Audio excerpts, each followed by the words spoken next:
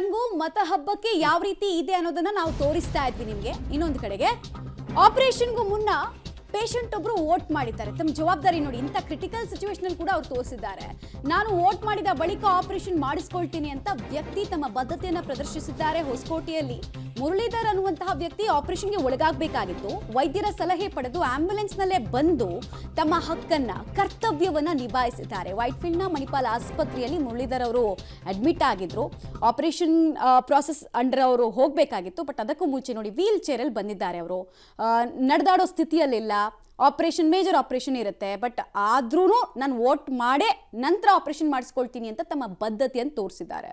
ವರ್ಷದ ಪ್ರಜಾಪ್ರಭುತ್ವದಲ್ಲಿ ಇವತ್ತು ಮತದಾನ ನನ್ನ ಹಕ್ಕು ಬಂದು ನನ್ನ ಮತ. ನಾನಿವತ್ತು ಚಿಕ್ಕಬಳ್ಳಾಪುರ ಕಾನ್ಸ್ಟಿಟ್ಯೂನ್ಸಿಯಲ್ಲಿ ನನ್ನ ವೋಟ್ ಇತ್ತು, ಬಂದು ನಾನು ವೋಟ್ ಹಾಕಿದ್ದೀನಿ. ಅದೇ ರೀತಿ ಯುವಶಕ್ತಿಗೆ ನಾನು ಒಂದೇ ಹೇಳೋದೇನೆಂದರೆ, ನಿಮ್ಮ ಮತ ನಿಮ್ಮ ಧ್ವನಿ. ಇವತ್ತು 5 ವರ್ಷದ ಪ್ರಜಾಪ್ರಭುತ್ವದಲ್ಲಿ ಇವತ್ತು ಮತದಾನ ನನ್ನ ಹಕ್ಕು ಬಂದು ನನ್ನ ಮತ. ನಾನಿವತ್ತು ಚಿಕ್ಕಬಳ್ಳಾಪುರ ಕಾನ್ಸ್ಟಿಟ್ಯೂನ್ಸಿಯಲ್ಲಿ ನನ್ನ ವೋಟ್ ಇತ್ತು, ಬಂದು ನಾನು ವೋಟ್ ಹಾಕಿದ್ದೀನಿ. ಅದೇ ರೀತಿ ಯುವಶಕ್ತಿಗೆ ನಾನು ಒಂದೇ ಹೇಳೋದೇನೆಂದರೆ, ನಿಮ್ಮ ಮತ ನಿಮ್ಮ ಧ್ವನಿ. 5 ವರ್ಷದ ಪ್ರಜಾಪ್ರಭುತ್ವ ಇದಕ್ಕಿಂತ ಸ್ಫೂರ್ತಿ, ಇದಕ್ಕಿಂತ ಪ್ರೇರಣೆ ಇನ್ನೇನ್ರಿ ಬೇಕು? ಆಪ್ರೇಷನ್ಗೆ ಹೋಗ್ತಾ ಇರ್ತಕ್ಕಂಥ ವ್ಯಕ್ತಿಯೊಬ್ಬ ವೋಟ್ ಹಾಕ್ಬಿಟ್ಟು ಆಪ್ರೇಷನ್ ಮಾಡಿಸ್ಕೋತೀನಿ ಅಂತ ಹೇಳ್ತಾರೆ ಅಂತಂದರೆ, ಕೈಕಾಲೆಲ್ಲ ಗಟ್ಟಿಯಾಗಿರ್ತಕ್ಕಂಥ ಜನ ಎಲ್ಲಿಗೆ ಹೋಗಬೇಕು, ಏನು ಮಾಡಬೇಕು ಅಂತಕ್ಕಂಥ ಕನಿಷ್ಠ ಪ್ರಜ್ಞೆ ಬೇಡವಾ? ಹಾಗಾಗಿ ನಾವು ಹೇಳ್ತಾ ಇರ್ತಕ್ಕಂಥದ್ದು ಪ್ರತಿ ಬಾರಿ ಇದನ್ನೇ ಮಾತನಾಡ್ತಾ ಇರ್ತೀವಿ ಅಂತ ಅನ್ಕೋಬೇಡಿ. ಇದು ಎಷ್ಟು ಇಂಪಾರ್ಟೆಂಟ್ ಅಂತ ನಿಮಗೆ ಈಗ ಗೊತ್ತಾಗಲ್ಲ, ಮುಂದೊಂದು ದಿನ ಅರಿವಾಗುತ್ತೆ. ಅವತ್ತು ಓಕೆ ನೋಡಿ, ಆ್ಯಂಬುಲೆನ್ಸ್ನಲ್ಲಿ ಅವರು ಹೋಗ್ತಾ ಇರ್ತಕ್ಕಂಥದ್ದು, ಇವಾಗ ಬಂದು ವೋಟ್ ಮಾಡಿ ಆ್ಯಂಬುಲೆನ್ಸ್ನಲ್ಲಿ ಶಿಫ್ಟ್ ಆಗ್ತಾ ಇರ್ತಕ್ಕಂಥದ್ದು. ವಾವ್! ಆ ವ್ಯಕ್ತಿಗೆ ನಿಜಕ್ಕೂ ಕೂಡ ಒಂದು ಹ್ಯಾಟ್ಸ್ ಆಫ್ ಅಂತಲೇ ಹೇಳಬೇಕು. ಅದು ಏನು ಆ ಗೌನು, ಆಪರೇಷನ್ ಥಿಯೇಟ್ರ್ ಓಟಿ ಗೌನೇ ಹಾಕ್ಕೊಂಡು ಬಂದಿದ್ದಾರೆ ಅವರು.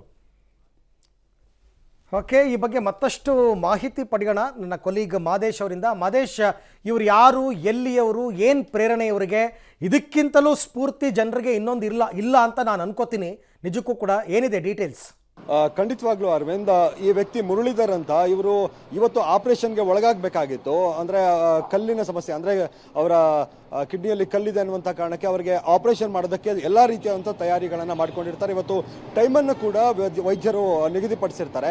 ಆ ಟೈಮ್ಗೆ ಅವರು ಹೋಗಬೇಕಾಗಿರುತ್ತೆ, ಅಡ್ಮಿಟ್ ಆಗಿರ್ತಾರೆ ಕೂಡ. ಯಾಕಂದರೆ ಅಡ್ಮಿಟ್ ಆದಂಥ ನಂತರ ಅವರು ವ್ಯಕ್ತಪಡಿಸಿರುವಂಥದ್ದು ಅಂದರೆ, ನಾನು ವೋಟ್ ಹಾಕಬೇಕಾಗತ್ತೆ, ವೋಟ್ ಹಾಕ್ಬೇಕು ನಾನು, ಈ ಅಭಿವ್ಯಕ್ತಿ ಅಂದರೆ ಈ ಮಾತನ್ನು ಅವ್ರು ಹೇಳಿದ ನಂತರ ಡಾಕ್ಟರ್ಗಳು ಕೂಡ ಹೌದು ವೋಟ್ ಮಾಡಬೇಕಾಗತ್ತೆ, ಯಾಕಂದರೆ ಎಲ್ಲರ ಹಕ್ಕು ಕೂಡ ಅದು. ಜೊತೆಗೆ ಮತದಾನದ ಶಕ್ತಿ ಏನು ಅನ್ನೋದನ್ನು ಡಾಕ್ಟರ್ಗಳು ಕೂಡ ಅರ್ಥಕೊಂಡಿದ್ರು. ಜೊತೆಗೆ ಆ ಪೇಷಂಟ್ ಕೂಡ ಮೊದಲು ನಾನು ವೋಟ್ ಮಾಡ್ತೀನಿ, ವೋಟ್ ಮಾಡಿದ ನಂತರ ನಾನು ಆಪರೇಷನ್ಗೆ ಒಳಗಾಗ್ತೀನಿ ಅನ್ನುವಂತಹ ಇಚ್ಛೆಯನ್ನು ಅವರು ವ್ಯಕ್ತಪಡಿಸ್ತಾರೆ. ಜೊತೆಗೆ ವೈದ್ಯರು ಕೂಡ ಅದಕ್ಕೆ ಸಹಕರಿಸ್ತಾರೆ. ಯಾಕಂದರೆ ಮತದಾನ ಅನ್ನುವಂಥದ್ದು, ಮತ ಅನ್ನುವಂಥದ್ದು ಎಷ್ಟು ಮುಖ್ಯ ಅನ್ನುವಂಥದ್ದನ್ನು ವೈದ್ಯರು ಹೌದು, ಹಾಗೆ ಜೊತೆಗೆ ಪೇಷಂಟು ಕೂಡ ಮುರಳೀಧರ್ ಅಂತ ಏನಿದ್ದಾರೆ ಅವರು ಕೂಡ ವ್ಯಕ್ತಪಡಿಸಿರುವಂಥದ್ದು. ಅಂದರೆ ಅದರ ಶಕ್ತಿ ಏನು ಅನ್ನುವಂಥದ್ದನ್ನು ಉದಾಹರಣೆಯಾಗಿ ತೋರಿಸ್ಕೊಟ್ಟಿದ್ದಾರೆ ಇವತ್ತು ಅನ್ನುವಂಥದ್ದು. ಆಂಬ್ಯುಲೆನ್ಸ್ ಮೂಲಕವೇ ಏನು ವೋಟಿಂಗ್ ಬೂತಿಗೆ ಬಂದು ಅಲ್ಲಿ ವೋಟ್ ಮಾಡಿ ನಂತರ ವಾಪಸ್ ಹೋಗಿರುವಂಥದ್ದು. ಅಂದರೆ ದೃಶ್ಯಗಳಲ್ಲಿ ಗಮನಿಸಬಹುದು, ಅವರು ಆಪರೇಷನ್ ಥಿಯೇಟರ್ನ ಡ್ರೆಸ್ನಲ್ಲೇ ಅವರು ಆಂಬ್ಯುಲೆನ್ಸ್ ಮೂಲಕ ಏನು ಮತಗಟ್ಟೆ ಏನಿದೆ ಮತಗಟ್ಟೆಗೆ ಬಂದು ವೋಟ್ ಹಾಕಿ ಎಲ್ಲರಿಗೂ ಕೂಡ ಒಂದು ರೀತಿಯಾಗಿ ಸ್ಫೂರ್ತಿಯಾಗಿ ನಿಂತಿದ್ದಾರೆ. ಅಂದರೆ ಮತದ ಬೆಲೆ ಎಷ್ಟು, ಮತಕ್ಕಿರುವಂಥ ಶಕ್ತಿ ಏನು, ಮತದಾನಕ್ಕಿರುವಂಥ ಶಕ್ತಿ ಏನು, ಯಾಕೆ ನಾವೆಲ್ಲರೂ ಕೂಡ ವೋಟ್ ಮಾಡಬೇಕು ಅನ್ನುವಂಥದ್ದಕ್ಕೆ ಇವರು ಬೆಸ್ಟ್ ಎಕ್ಸಾಂಪಲ್ ಆಗಿ ನಿಲ್ತಾರೆ ಅರವಿಂದ್. ಅಷ್ಟರ ಮಟ್ಟಿಗೆ ನಾನು ವೋಟ್ ಮಾಡಲೇಬೇಕು ಅನ್ನುವಂಥ ಇಚ್ಛೆಯನ್ನು ವ್ಯಕ್ತಪಡಿಸಿದ್ರಿಂದ, ಅದಕ್ಕೆ ಡಾಕ್ಟರ್ಗಳು ಕೂಡ ಸಹಕರಿಸಿದ್ರಿಂದ ಈ ಒಂದು ಘಟನೆ ಆಗಿದೆ. ಚಿಕ್ಕಬಳ್ಳಾಪುರ ಕ್ಷೇತ್ರದ ಲೋಕಸಭಾ ಕ್ಷೇತ್ರದ ಹೊಸಕೋಟೆಯಲ್ಲಿ ಈ ವೋಟಿಂಗ್ ನಡೆದಿರುವಂಥದ್ದು. Arvind, thank you Madesh. ಆಗಲಿ, ಒಳ್ಳೇದಾಗಲಿ, ಆದಷ್ಟು ಬೇಗ ಗುಣಮುಖರಾಗಿ ಹಾಸ್ಪಿಟ್ಲಿಂದ ಬರಲಿ ಪಾಪ ಅವ್ರವೇ.